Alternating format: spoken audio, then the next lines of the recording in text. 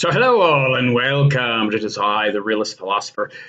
So how you all doing today? Hope you're all doing good, fine, and well.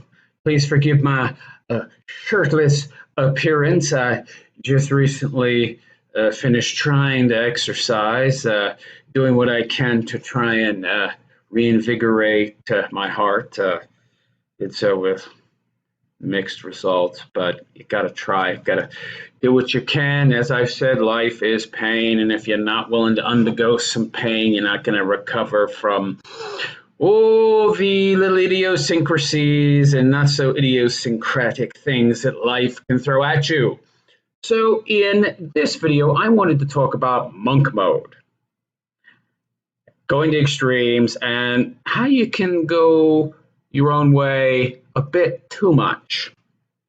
Now, recently, my recent experience has kind of opened my eyes a bit to the fact that I've actually gone to too great an extreme on the path of going my own way. I didn't even really realize it.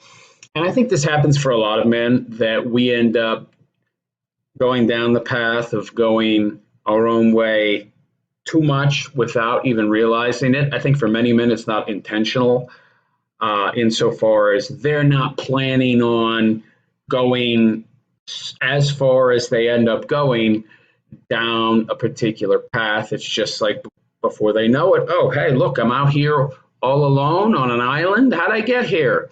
Geez, or more accurately, like a boat, right? Oh, geez, I've sailed out into the middle of the ocean, and geez, I've sailed too far. There's no land, there's no people, I can't see nothing. It's just ocean as far as the eye can see. Geez, I was just sailing, just enjoying my time, enjoying my life, and all of a sudden, I'm kind of stranded out here in the middle of the ocean. Not a big deal, except my engine just broke down, and this ain't a sailboat. I'm screwed. I think a lot of men maybe end up in this boat where we have good intentions, we're enjoying our lives, we're having fun, things are going great, until they're not. It's like, oh, wait, I'm out here all alone with nobody to fall back on, with no safety net, and uh-oh, what the hell? I thought things were good. Yeah, they were good, until they weren't good. And this is kind of the problem. This can be an issue with, I guess, what you would call the monk mode deal. I didn't even, honestly, I hadn't thought about it.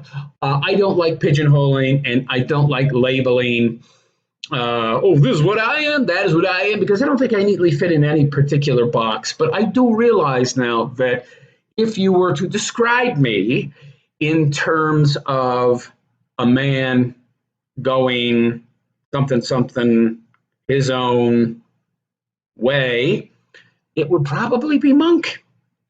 Because number one, I do fit the criteria. I guess I never really thought about it.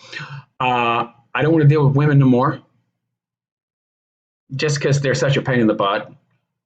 I mean, I've done my hoeing as a man, as it were. It was fun while it lasted, but I've done enough of it to realize that it's empty, it's meaningless, and it doesn't do anything for me. In fact, it subtracts from my life's goals and purpose. I have zero interest, because all of the nonsense that comes along with indulging in those kind of pleasures is just far too great, especially when dealing with Western women. But I got to tell you, I had to deal with a lot of that crap with Chinese women as well. So you eventually get tired of it, and you just naturally lose interest. And also, I'm getting old. I really don't care. It's of no consequence to me. And I have so many other things to fill my time, to give my life purpose and meaning. It's like zero interest, honestly. And then, of course, I have eschewed friendships and relationships. Now, I'm not necessarily sure that that would be part of the monk mode deal. Like I said, I don't keep abreast of these labels or what the ideologically attached tenets or definitions would be. But one thing I did let happen in my life that I shouldn't have was I got too caught up in my work. Now, I know. Many people will tell you, hey, focus on your work, focus on your purpose. And I did that. And it was great for a long time. I spent 14 years working 16-hour weeks and then making content on top of that. So I was working a lot, getting 5 hours of sleep a night. I don't get a full 8 hour sleep. Never get a full 8 hour sleep. I'm literally working I was working 18, 19-hour days. It's crazy. And I loved it. It was wonderful until it wasn't. And we're there now. I've been working like that for the past 20 years. Wonderful, awesome, focusing on myself, focusing on my purpose. But there comes a point where you're going to hit some kind of roadblock, some kind of barrier. Something's going to happen in your life. And I know there's exceptions out there. There are exceptions. There are people who will focus on themselves and their goals and their purpose, and there won't be any hiccups. I think those are exceptions, though. In my experience, the vast majority of people, there's going to be, especially us men, maybe not women. How often do they have to suffer the consequences of their actions, Joe? Even when something bad happens to them, there's so many artificial safety nets created for them by simp men, by the state, which is propped up by simp dudes. They don't often have to suffer the consequences of their actions. But us men, we don't have those kind of luxuries. So our choices, good or bad, moderate or extreme, we're going to suffer the consequences. And eventually there's going to be a hiccup. There's going to be some kind of speed bump. And then everything is going to go from good until it wasn't. And that's where I am. And I realized that the message that is being delivered to men is far too extreme, one-sided, and not balanced enough. It's only presenting the positives to men. And I think a lot of this has to do with content producers that are, generally speaking, trying to pander to their audience and tell men what they think men want to hear. So they can draw in as many shekels as possible. And the way you do that is just telling people what they want to hear, presenting them with the positives and not the negatives. That's not me. I mean, don't get me wrong. I have nothing against people donating and drawing in shekels for the information I put out there, for the time and the content I make, but not at the expense of the truth. Not at the expense of the truth. And from what I've seen, the vast majority of red pill, manosphere, guys going their own way, content producers are just presenting one side of the coin. But honestly speaking, there's another side, a side that they don't present you with. So I live up to my name as the realist philosopher, and I'm going to tell you the truth. You can go too far your own way. You can. The message is a good one. It's an empowering one. It helps men find meaning and purpose in a life where they can't do that through marriage and a family, at least not in the West. And even if they have marriage and a family, work traditionally for a man, it also has a lot of meaning and purpose and should be, to a great extent, the focus in his life outside his family. Of course, his family, if he has one, is going to be the main focus, but his work is part of fulfilling that purpose. But if he lives in the West and he can't fulfill that need, that desire, that want for purpose via family and children, then it's his work. But like anything, it can be taken too far. Water's good for you, but if you drink too much of it, you're going to have a problem. It's just that simple. You can have too much of a good thing. And this is part of what the red pill manosphere, men going, their own something way, don't tell you. Because it's not a popular message. It's not a popular counter narrative. They don't want to counter narrative. Oh, you just be a black pill. No. It's called reality. There is another side to the coin. And I think people who are going their own way tend to eschew the other side of that coin and not even realize that they are doing so, like I did. I had friendships before I moved overseas. Not many, because I'm a very intelligent guy. I like to think. I think I am. I don't know. I've been told I am.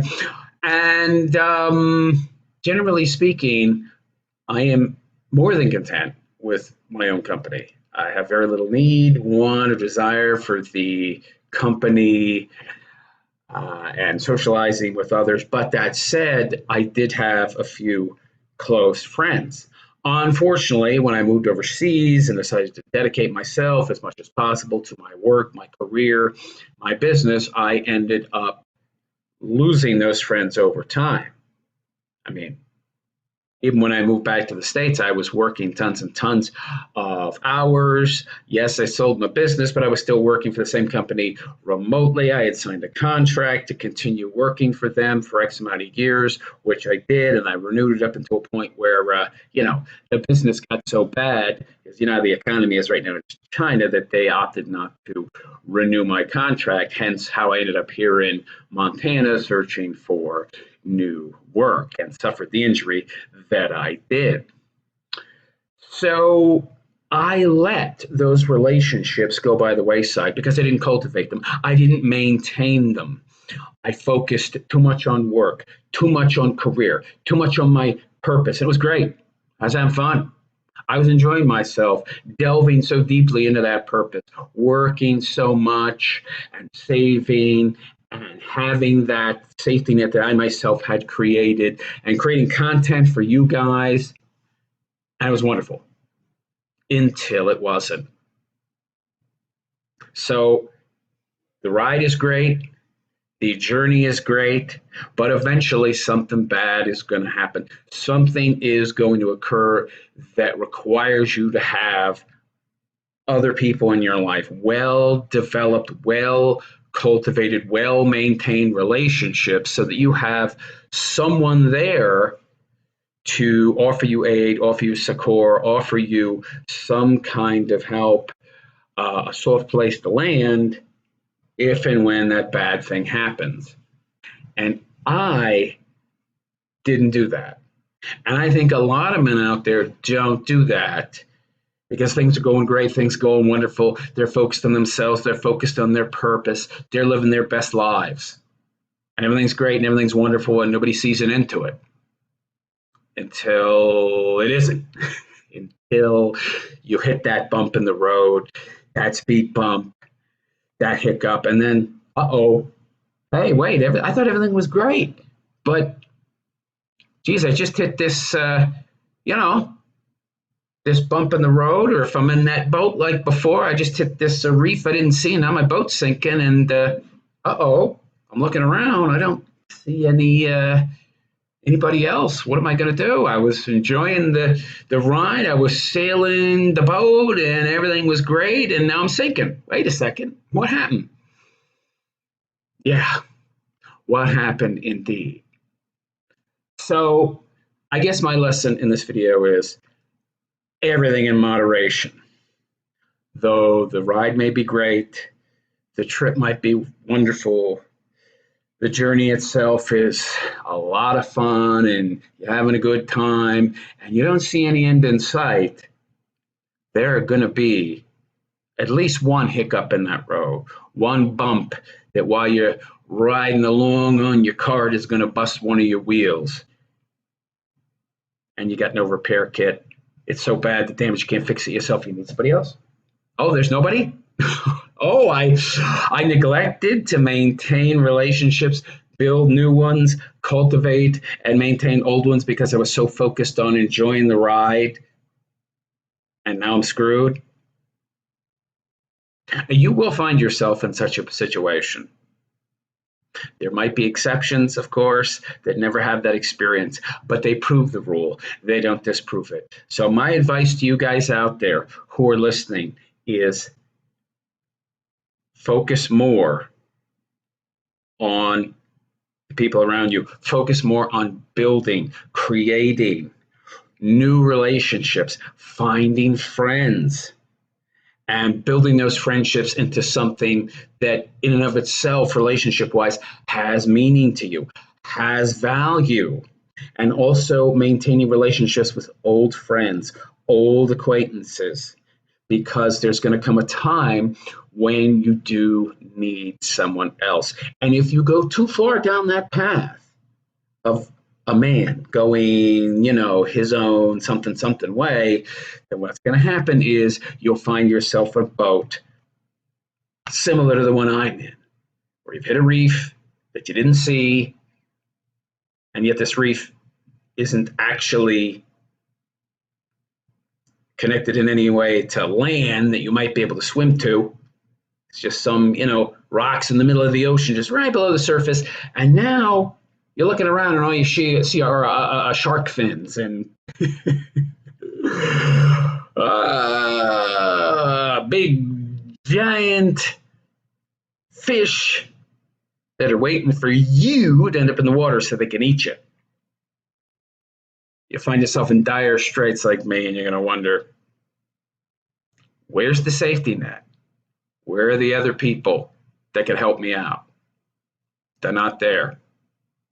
It's nice to believe that you can make it through this life on your own, going your own something way, without ever needing anybody else or having to cultivate and maintain and put effort into relationships outside of your work and your purpose. But the truth of the matter is, nobody, barring those few rare exceptions, are going to get through this life without other people. So, if you're a man that's on your grind, you're a man that's on your purpose, you're a man that is living your best life, and you think that it's going to last forever, that it's never even occurred to you up until this point that it could end because you're doing so good, you're doing so well, you're accruing human capital, you're gaining new skills, and you're just getting better at your job and making more and more money, and it seems like nothing is ever going to get in your way. Think again. Stop, reassess, and shift at least some of that focus and effort away from your work, away from your purpose, and put it into building strong, meaningful relationships with others. Because I'm going to tell you from experience that you're going to end up in a situation eventually, no matter what you may think, no matter how much you think it can't happen to you, you're going to end up in a situation where you need somebody else. And if you don't listen to me and practice some more moderation, like I should have, then you're going to end up in the same boat I'm in. Don't want to be in that boat because it's sinking real fast.